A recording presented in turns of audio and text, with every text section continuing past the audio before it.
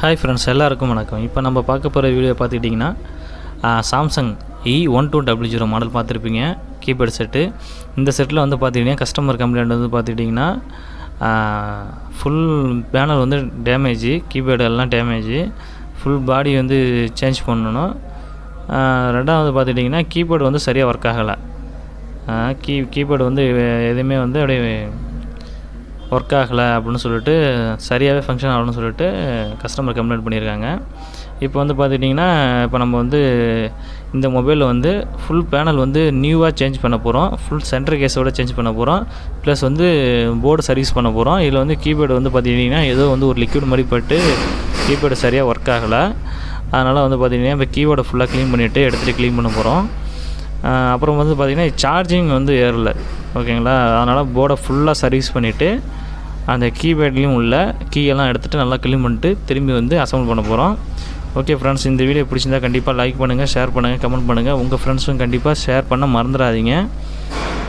நம்ம சேனலில் தொடர்ந்து ரிப்பேரிங் வீடியோ வந்துக்கிட்டே இருக்கும். உங்களுக்கு டவுட்னா கீழே கமெண்ட் பண்ணுங்கள். இன்னும் எந்த மொபைலில் எந்த ரிப்பேர் பார்க்கணும், இல்லை உங்களுக்கு எதாவது டவுட் இருக்கா, இல்லை எந்த டவுட் வந்தாலும் கமெண்ட் பாக்ஸில் கமெண்ட் பண்ணுங்கள், நான் உங்களுக்கு ரீப்ளை பண்ணுறேன்.